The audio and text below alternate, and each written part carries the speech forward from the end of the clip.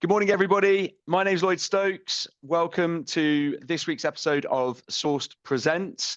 For those who have never listened, never tuned into Sourced Presents before, we use this as an opportunity to interview people within our network. The idea being that we want to shine a light on anybody that we've met, that we've worked with, that we've interacted with over the years, who's been within the tech and digital space.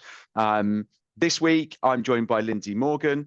Lyndsay and I, we were just talking about this before we went live, saying that it's coming up for 9 years since we originally met. We actually share a mutual work connection where we both work for a company called Reach Local for a period of time.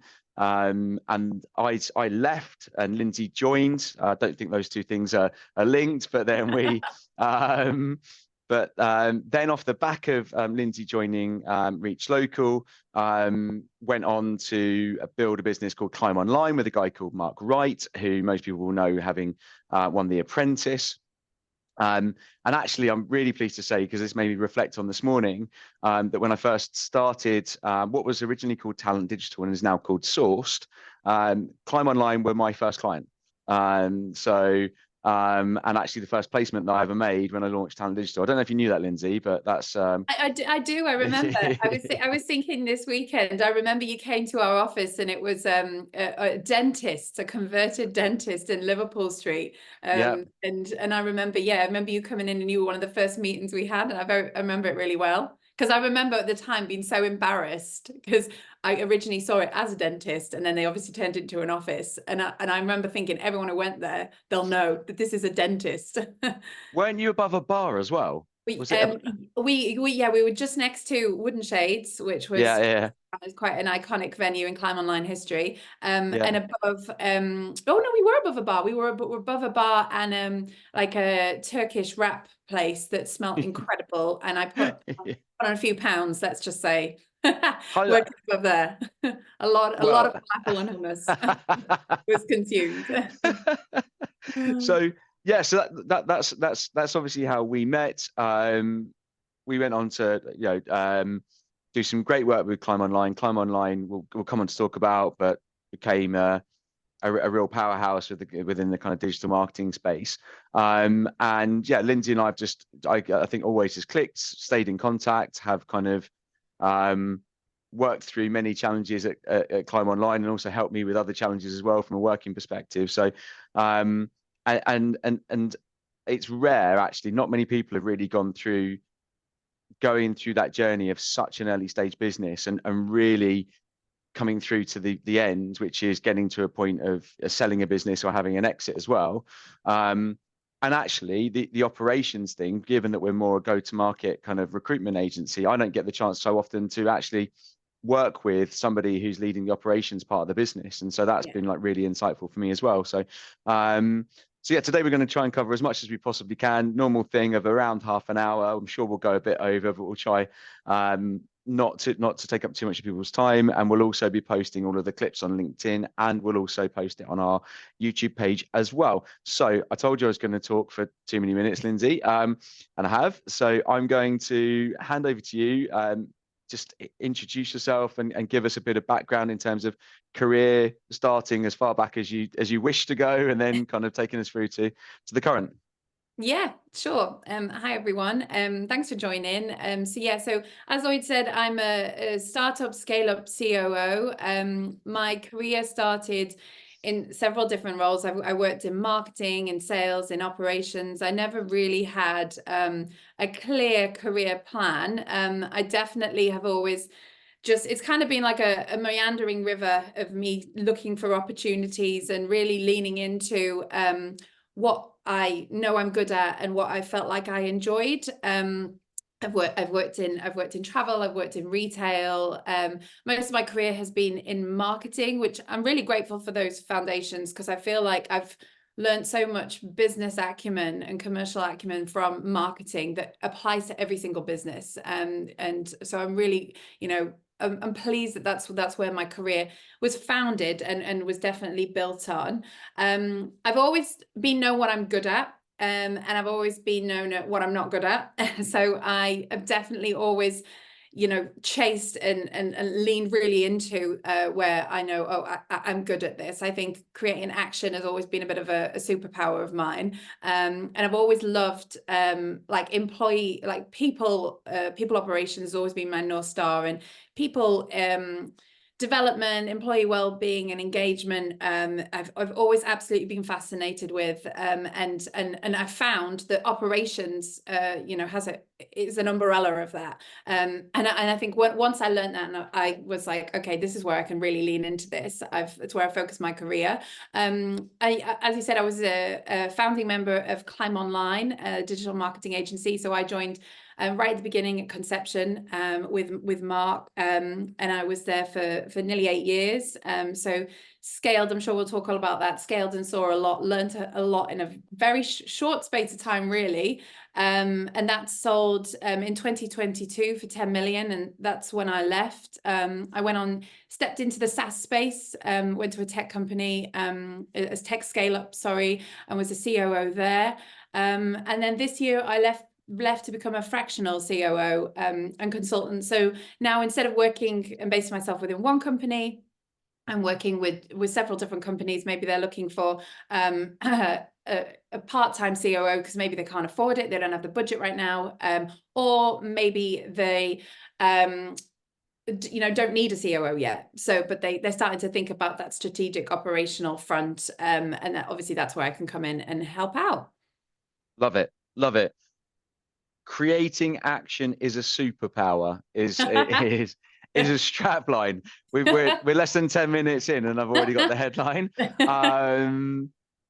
Have you always been kind of action orientated in terms of, or is it something that you've learned? Because I think that comes up a lot. Like, I think people talk a lot about the ability to execute is another word. They kind of and then in a more basic sense, people talk about, I want to hire people, especially early on, who are going to do stuff. Yeah. If you really want to kind of dumb it down, but creating actions. Like for you, first question, has it always been there, or have you developed it? And why for you? Why do you think it's so important? I think it's always been a natural. I've always been I'm a doer and quite action orientated. Like, I've always felt like I need to be moving. And I think that's why I love startup scale up space, because it evolves very quickly. And also Climb Online and being in a startup space, it's so intense, as when you're starting out, and it's an environment where there's so much risk. So for me, always doing and evolving and changing and trying to implement new things, I'm very comfortable with. And that obviously lends well to a startup environment, because you always, constantly are in that sphere of fast paced.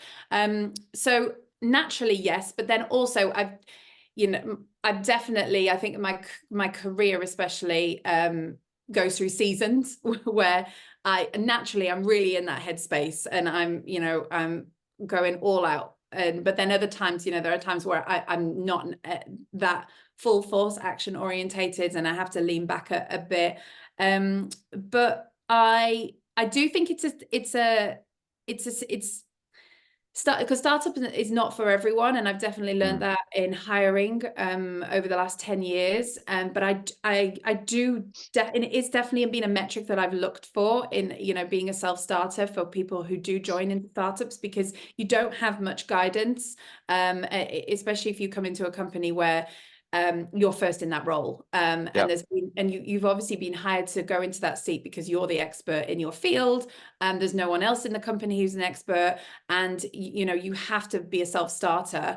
And I've always just naturally been very good at that, but then you have to look outside of obviously where you're working, because you don't have anyone above you. I often say, for the last 10 years, I've not really had a manager, so I'm always having to seek where I get inspiration and motivation and knowledge, to be able to be that action orientated person, because there were times at Climb Online in the early days where I just would be like, I just wish I had a manager to just tell me what to do. Whereas reality, I'd probably be terrible now working for someone. But it, you know, because you definitely, it's hard. It's challenging to be that. And sometimes I wish I wasn't like that. I'm like, it would be so much easier if that wasn't, you know, where I felt that I was comfortable. So yeah, so I think it evolves and changes. But I do think you have to have a little bit of an element within you to be in that startup space. I completely agree. I think that what I see from a lot of companies that we recruit for is that when they're looking to hire for a role, especially if it's pretty early stage and they're looking for kind of like founding members or within the kind of first 2 years, is that most companies will really prioritize people because they're looking for that, right? They're looking to find somebody who's, it's not just about the experience. You can have done it in any organization and been, you know, the top performing salesperson, marketing, whatever, ops. But one of the things that they tend to prioritize is people who've done it before. Because obviously that's, you know, if you've done it before, you know the realities, and people are often very turned off by the idea of, you know, one of the requirements that we'll often try and overcome, I think, and combat is that people say, well, if somebody's worked only in larger organizations, that it just won't work. And I don't think that's true of everybody. I think that because actually there's a very small percentage of people who actually have done it well in a startup environment. So you automatically really limit the talent pool from a recruitment perspective if you are only going to do that. So I guess like my question is, because I know that you hired, you know, over the time at Climate, a real variety of people, and from different backgrounds. What were those? Were there things that you looked for, stuff that they'd done in the past, which wasn't necessarily work related, but that you thought, okay, that gives me a sense of that person. I think that they can thrive in this environment. Yeah, good question. I think I definitely agree with you on the piece of, you know, if they haven't achieved it before, it doesn't mean that they won't achieve it in their career. Because when Mark and I were at the beginning of Climb Online, there was just the two of us, and we never built a business before. So, you know, I think that it's pretty clear. You know, obviously we did have a board, which I could talk a bit more about support, but it was just us two on day one. And then Mike Bush joined pretty soon after that, but none of us had ever done that. So I definitely think that, you know, you can learn. What I look for, I think when you were talking there, I did think about, it's all about, you know, diversity of hiring and different voices. It's so important, because if you don't do that, you kind of create an echo chamber of the same thoughts and opinions, and then also that quite easily that's when you get blind spots, because obviously everyone's saying exactly the same thing. And we posted and looked for people in different places. I would say we weren't strict on when we had job descriptions. You know, I see quite often there's, you know, you'll have like essentials and desirables, and recently I've really seen essential list is quite long, and you know, and especially, you know, there's a lot of stats out there that say women look at those stats and have to have 100% before they would apply for a job, whereas a man would, I think it's about 60% the stat. And I definitely have seen that in the past, how it, you know, from people that I mentor as well, who were like, oh well, I won't go for it because of X, Y, and Z. So we definitely didn't stick to that. We were quite loose around things we were looking for. We also we worked with a couple of charity. We worked with Princess Trust as well, and we had a couple of placements that came through there. So just really looking at different places, and also I think if people in an interview, I was always looking for examples of where they've shown resilience. You know, that could even be in their personal lives. It might not have to be professionally. And you pick on it pretty quickly. I always used to say, because obviously, you know, early days of Climb Online, we didn't have much budget for staff, as you will know, being up with us in the recruitment front. I quite often, because we would get a lot of grants, and you know, they would all have, you know, these decorated CVs of what they've done, extracurricular activities, and you know, talk about things that we did at school, like, I was head boy, head girl. And I always used to say that if they had worked in the service sector, that they showed a grit where I could always tell when I'd work with someone, if I'd say, have you worked in the service sector? And they're like, yeah, I was a waitress, or yeah, I was a back when I was at uni, I cleaned tables or whatever. And I think, that element of removing everything from a CV and just looking at someone where they've shown some grit and they've actually, picked up after other people, something like that, for example, is something that I found definitely was a skill set that demonstrated that people are actually okay to roll up their sleeves when the chips are down, and you really need that in a startup. And so it was little things like that I would look for. Obviously, as we grew, we got applicant tracker, software where we anonymized who was coming through. So I think you can just have a much more broader perspective of not making judgments, because everyone has biases, and even if you try really hard, they're going to be there in some form. There's definitely different things that we did do, and it worked well. We definitely had a very eclectic team. Came together from very different walks of life. We had people who joined from the army. We had people who, like I said, we had a lot of grads in the earlier days. We had people who come from very obviously agency background, but then people who hadn't. And I definitely think working with you, that's you were definitely someone I always trusted on that front, because you always found team members who didn't tick the normal boxes. You found something at a deeper level, and sometimes I think you either get that or you don't, because I would try and explain that sometimes if we were ever working with recruiters, and I could tell that they just didn't understand what I was saying. Maybe I wasn't articulating it correctly, but I think some people understand it, and others, they actually struggle to. Yeah, I agree. I think that there's probably two factors for that normally. One is maybe the environment that they're working in, it's not prioritized. So like they're not encouraged to really go into any depth. Sure. It can be the case. Also, the other thing is that the longer I've done recruitment and also hired for companies and you have to naturally be curious about people. You've got to want to ask the questions, because like if someone tells you something which is a bit different that they've done in their life, I want somebody who goes, oh wow, tell me more about that. Yeah, me too. I want, because I'm interested, and I want other people. And I'm like, if you don't find that interesting, if you don't find people interesting, you shouldn't be in recruitment. Like not in the recruitment that we do anyway. Maybe like in other sectors you can get away with it, but like I think that because that's how you really start to be able to talk to you, and it's the same with your clients. Like if you're not actually genuinely interested in them, and we've been doing some training on it really recently, actually, as a business, and looking at like how do we ask better questions to our clients when we start working with them, so we really get to understand them. Because actually, one of the biggest challenges that you always face is that with startups is that when they do want to hire, they want to hire right now, and often that's really hard to achieve. And I think probably key to that is that you've not got into enough depth of really understanding what's really important to that person or that company around the hire that they make. So absolutely.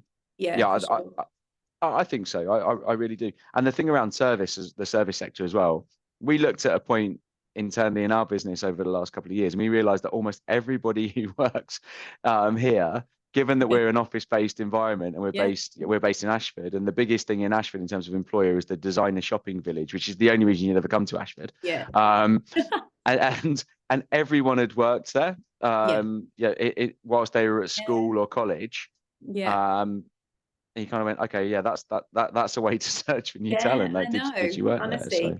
It sounds like a really generalized statement, but I've definitely seen a link there. I really have, especially in the startup space. And also one thing I will say is, when you bring in people from different walks of life, I think also around diversity of hiring, it's also about how you keep them and how you retain them, and what you mentioned there about having an interest in humans, and I think when they come into your company, and this is something I think we did very well at Climb Online, is we allowed them to have a voice, and be who they are, but also share in whatever capacity. We did like Wednesday wisdom sessions, which sometimes were actually hard skill training, but other times they were just people sharing their interests and what they enjoyed in their, you know, in their walks of life. And that could be also from a cultural perspective of, we have people talk about maybe a disability that they have. We have people talk about, you know, racial components that impacted their everyday life, gender, and I feel when you allow people to have that, you know, conversation, and also create a work environment that accommodates different people from a flexibility perspective, or just a caring perspective. We Yeah. definitely adopted very early in our management team like mentoring, coaching style management. So just really understanding, you know, what motivates the person. I definitely did a lot of work on creating, you know, progression plans for the management team based on that. And I saw that it made a big difference. I've been in environments where that is not in place, and I definitely see a big difference in output. Yeah. Mm. No, that's yeah, I think also we will come on to it in a bit, but when you're building a business with different personalities and styles, it can sometimes be difficult to marry those together into finding the right, because the person that you really like might not be the person that somebody else is like. So it's finding that balance. We referenced that most recently you've decided to take all of that knowledge and learning and go into doing fractional work. When it comes to building something from scratch and you work with, or you go into organizations and meet with founders, what's the biggest reality that you've experienced that they're not aware of? Like, what are they not thinking about? It's really interesting because I find it in most of the places, most of the clients I've spoken to, I'm working with right now, it's the same. Their leadership are all not on one page, quite often. Or there's not a clear directive of people feel like they get to a point, and I saw this at Climb Online, and I definitely see it's a tipping point when you get to about the $1 million turnover mark.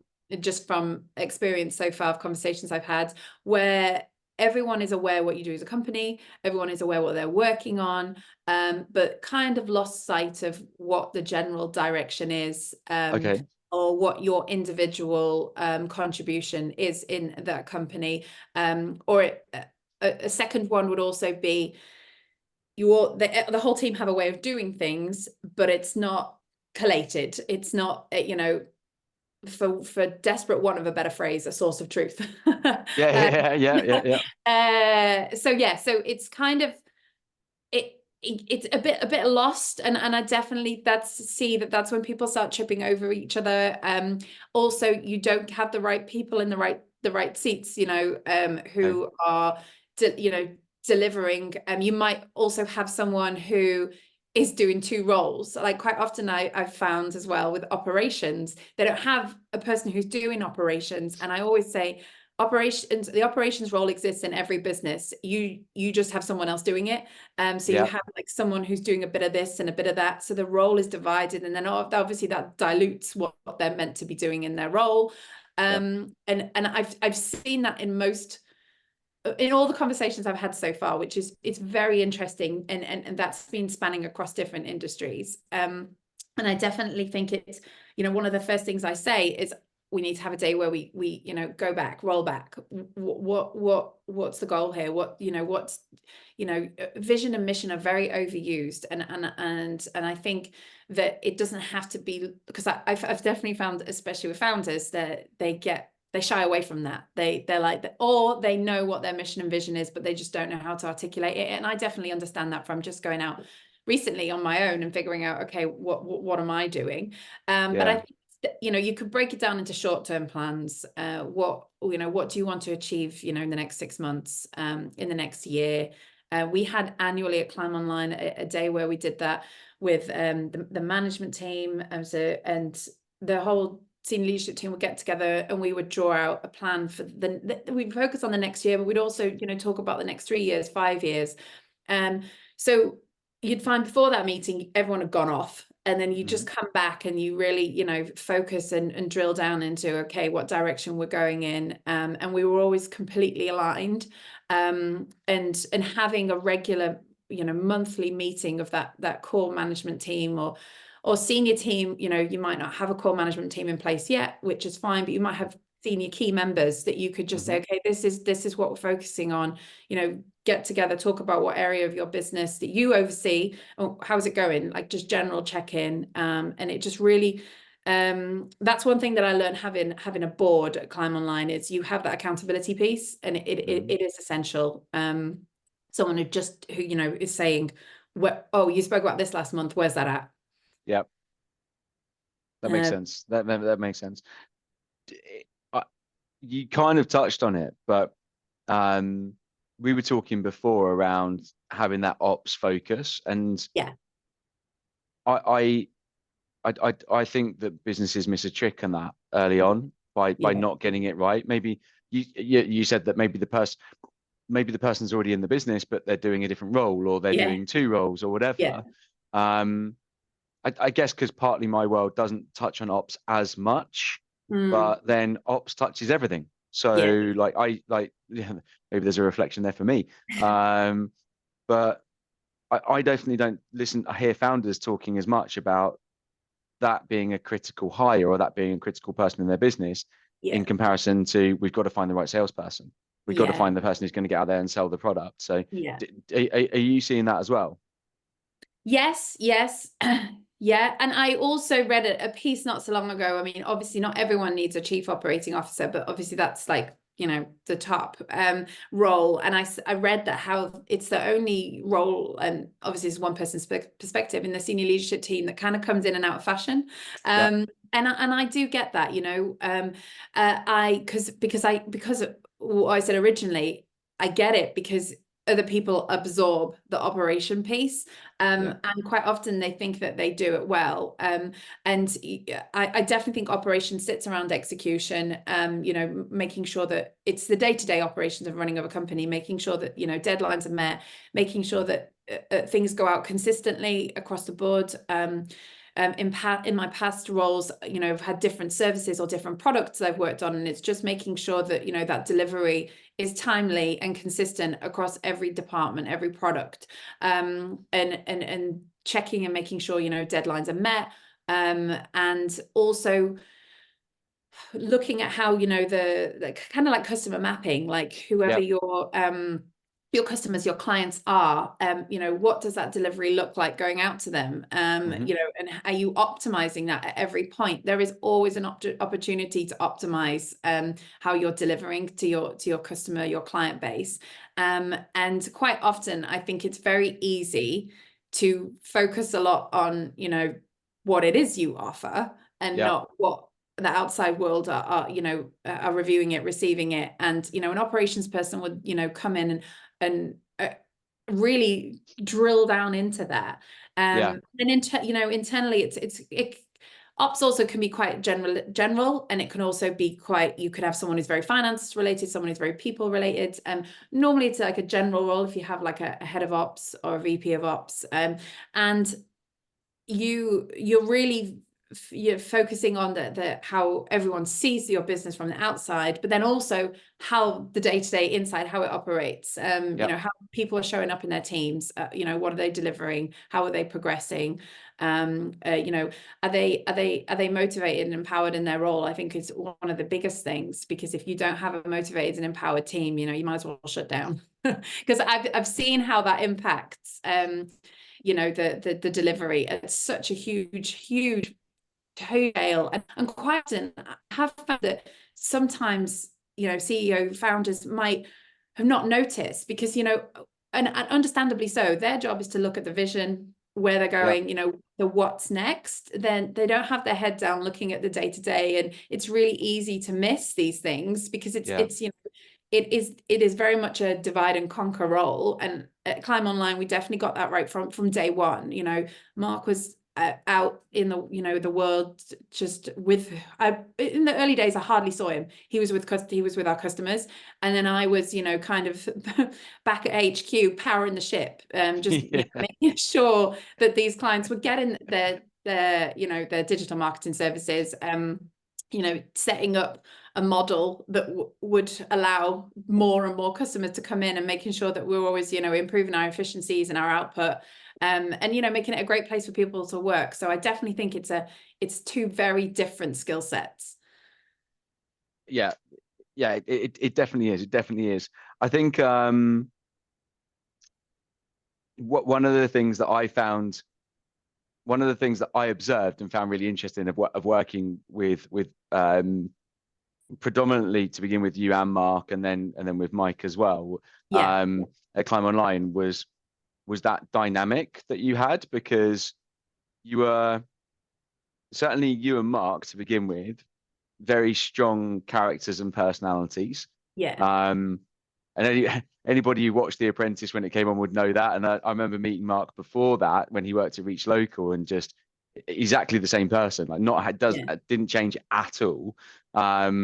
Was just which was fantastic. And then when I met you, I was like, okay, you are also a strong personality, and you yeah, two are working together with and I think that's a real challenge, that that yeah, businesses, I'm reminded of so many companies that I've worked with, or so many candidates that I've spoken to, actually, probably more importantly, that are, when I've interviewed them over the years and said, why are you looking to leave? And they've said, well, actually, the founders maybe don't get on is really basic, but like there are yeah, challenges with the yeah, founders. One founder's like this, the other founder's like this. I don't think they're yeah, aligned. I think they've lost their way. I think they've, yeah, there's a list of things. yeah, And yet you and Mark, and then Mike, when Mike kind of as a three, but certainly to begin with, you and Mark always found a way, it seemed.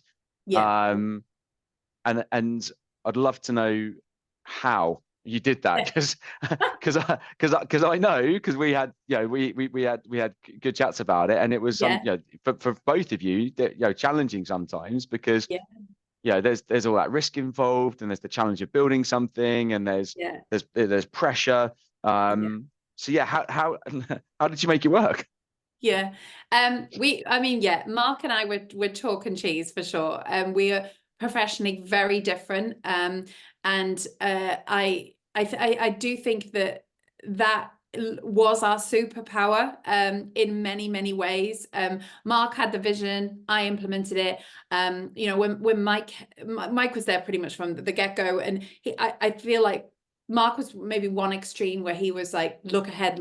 And I was like the other, which is like, look down. And Mike was in the middle for sure. Mm-hmm. But if we talk about Mark and I, because I think quite often I've seen in companies where the CEO, COO role especially is very, it is very different. And it is a typical dynamic of the very two different people. And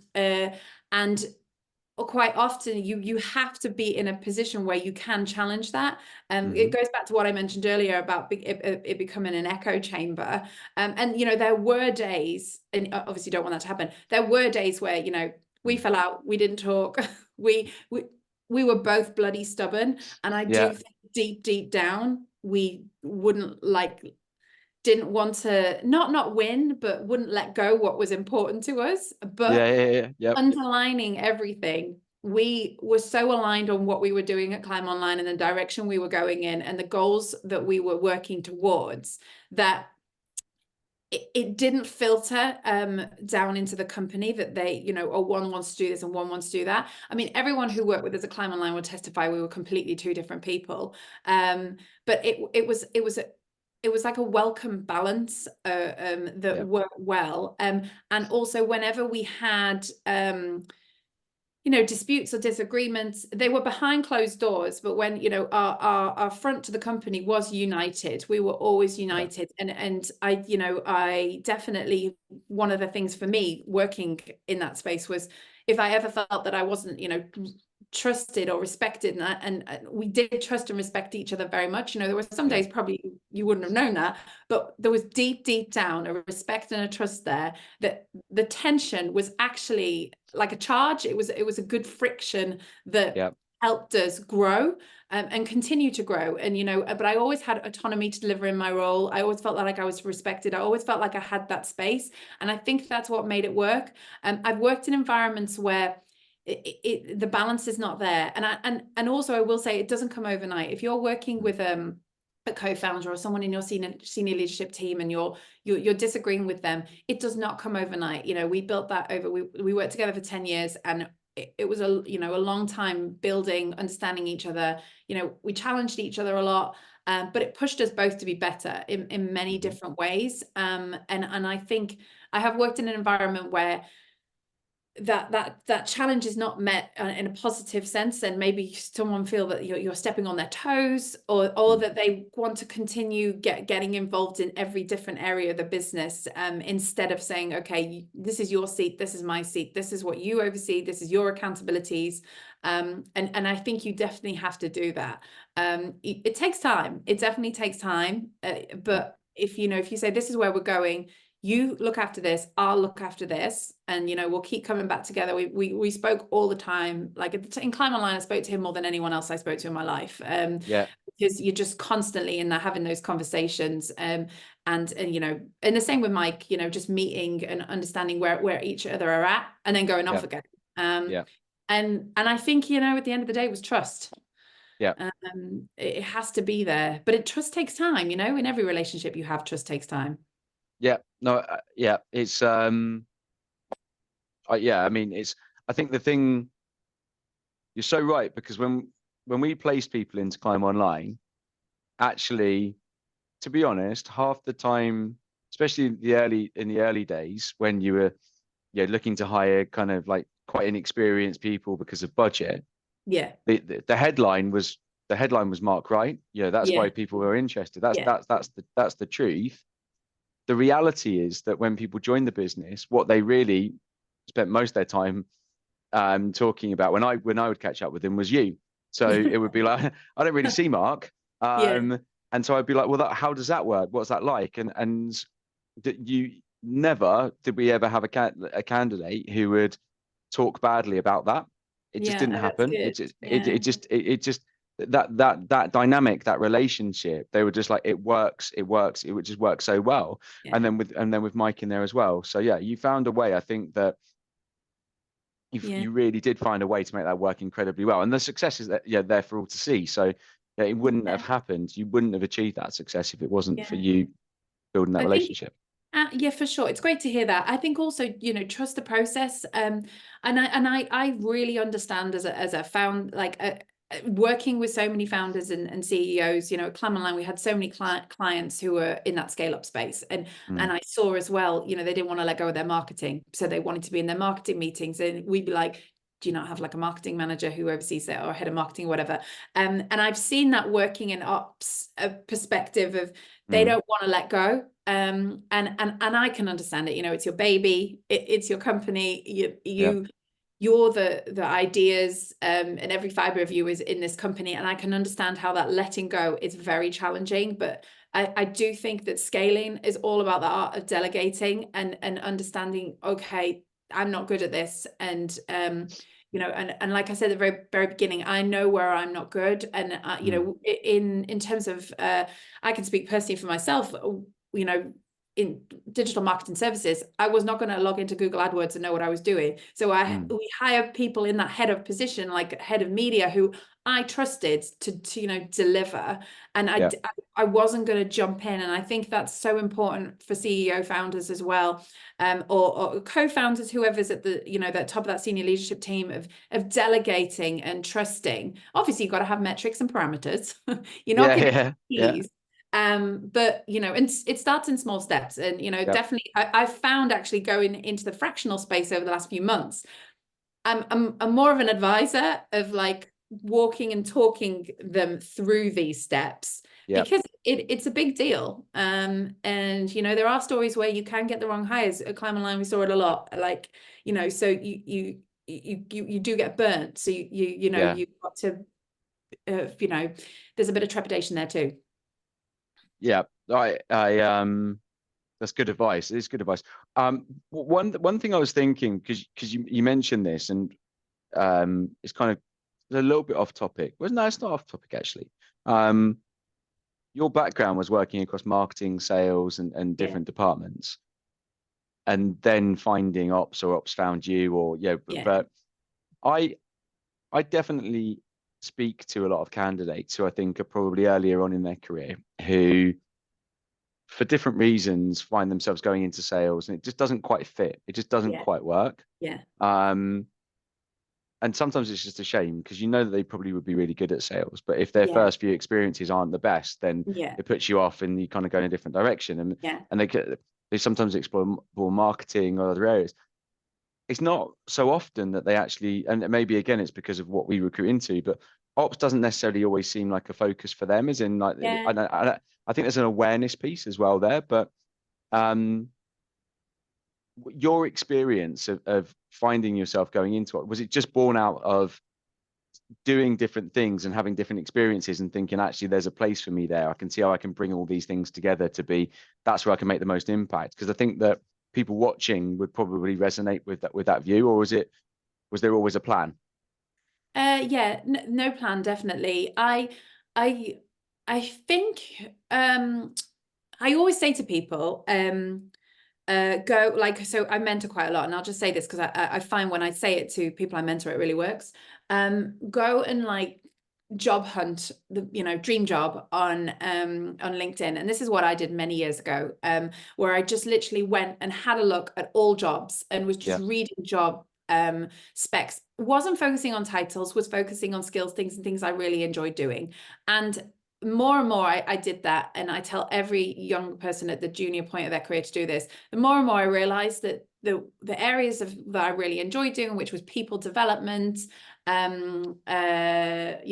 like organization, I guess back in the day when I didn't really know what ops was, hmm and project management, quite threw up operations titles quite often. hmm And I was like, okay, this is really what, maybe where I should start looking. And when I joined Reach Local, I was in like client services side, which was a whole host. It was kind of like a honestly a training ground for being an operations person, because you were looking after marketing, you were looking after a big sales team. So I had, I think, 32 in my sales team. So you would do all the ops side of sales, but you also kind of had to be like a sales mentor to them. yeah, And then also understand the marketing side, and it was a real general role. And I thought, that's actually what I really love, because it encompasses so many different things. It's not just one area of a business, and you can really tailor it. I have friends who just focus on people, HR, ops side, yeah, which I think that's, for me, the strongest. That's where I lean to, and I really enjoying and very passionate about. And then there's the side that I'm not passionate about, which is finance, and I have yeah, people who are operations, finance focused. And yeah, I think ops, if someone's at that point where they're in marketing, they're in sales, and they're like, okay, I just don't know what I'm going to do, go out there and job hunt from the side, and you might find that ops actually is a great role to encompass all those sides of the business. And especially in the startup space, you are able to kind of take on that title of different, in the early days of Climb Online, every time I sent an email, my job title changed. yeah, So I was many different roles, yeah, and that can be ops in a startup scale up, which is fun. It's good fun. yeah, 100%, 100%. Last question before we finish up. As predicted, we've gone well over. That's fine. Um, Founders and founding members of businesses, there's always there's often a relationship with investors. Mm, Um, and over the last couple of years in tech, that's been more challenging probably, and yeah, people have for various reasons found that. But there's certainly there's a necessity, and there's also there's a learning, I think, like, yeah, yeah, because especially if you're first time founders, like you know that that's something that you're going to have to probably do to accelerate the growth of your business. yeah, um but also there could be friction that occurs from those relationships often. Um and to climb online in terms of investors, you had Lord Sugar, which was, again, must have been an incredible experience. But what I guess, what did you learn from that? What was your takeaway, and what can, things that you can share or do share now that yeah. you're advising other businesses? Yeah, sure. I think on the investors piece, what I learn is so valuable is having like a board who are sometimes it wasn't even maybe their advice, it was just their accountability piece and their consistency, and really challenging you when you've said something to make sure you deliver on that commitment. I think having investors enables that. If you don't have an investor or if you don't have a board, I think that you can avoid it because no one's holding you accountable. And I do think that it is a benefit having that voice. Lord Sugar, if you've watched The Apprentice, you know him. He's exactly the same in real life. I spent an hour a month with him at a board meeting for the whole time I was at Climb Online. And he's exactly the same in real life. He's very direct. Yeah. Grumbles a lot, but also what I did see was a softer side to him, and in terms of he has a team of advisors who work with him, and I work mostly with them. So he I remember the first ever time that I met him, and he said, you'll learn a lot from like his 3 advisors, listen to what they have to say. And they really took me under their wing. Like I used to go weekly to Essex to his office, which his office is actually quite humble. You'd be quite surprised. It's not like shiny towers in central London. And they really took me under their wing. And I think it's like having, because there was 3 of them, 3 back-to-back MBAs of working with each of them, of everything they taught me, everything from looking at understanding the P&L, letting data give you the answers, always going back to the data and your numbers and how you're performing, and just it was just like a full immersion onto how I run a business. And Mark was not there, and all the times that I went to meet with them, they I feel incredibly lucky that I had that opportunity, and just I would go there as a sponge, and I would just sit there all day and listen to absolutely everything. I didn't always agree with what they said, because obviously Lord Sugar and his team are from a very different time in business, and I think it's I could have gone there and been like, I don't agree with any of that, but I really didn't. I just thought, go listen, absorb as much as you can, and interestingly, although Lord Sugar has this front in the press, which sometimes really irritates me, where he's like, don't work at home, that's how you fail. At Climb Online, I rolled out so many flexibility ways of working, enhanced parental leave, return to work programs that was approved with open arms by him and the board. And it's so interesting in the press where he's like shuts it down, because I'm like, you could really be a voice here. But anyway, I think that for me, if you have that kind of opportunity to connect and speak with people like that, just listen to absolutely everything they have to say, and just be open to it. Also, one thing that they stuck with me the most is work-life balance, which, would you believe, you would never think that Lord Sugar and his team would promote that, but they were often like, Lyndsay, your life outside of this is more important than your life in this business, all the time, every time I went there. And I'd be like, you're like Lord Sugar and his team, like that's not your perception. It's business every day. You see, and it was not like that at all. It was like your life, the Climb Online life, for 8 years. And I definitely think that has set me up for my career and gave me real strong boundaries of work-life balance. Love it. Lyndsay, thank you so much. Thank you. Thank you so much. 50 minutes so well spent. If people want to connect with you after watching this, whether it be kind of, I don't know, to just get advice, or with regards to potential COO, is LinkedIn the best way to connect? Yeah, LinkedIn is the best place. I'm just working on my website, but it's not ready yet. So LinkedIn will be the best place. And if you enjoyed this, please share it. And also, if you are looking for fractional COO, or you just want to have a chat, I would love to. So please do reach out. Cool. Lyndsay, thank you so much. That was excellent. Take care. Yeah, really good. Thanks so much. It was fab. All right. Take care. Bye.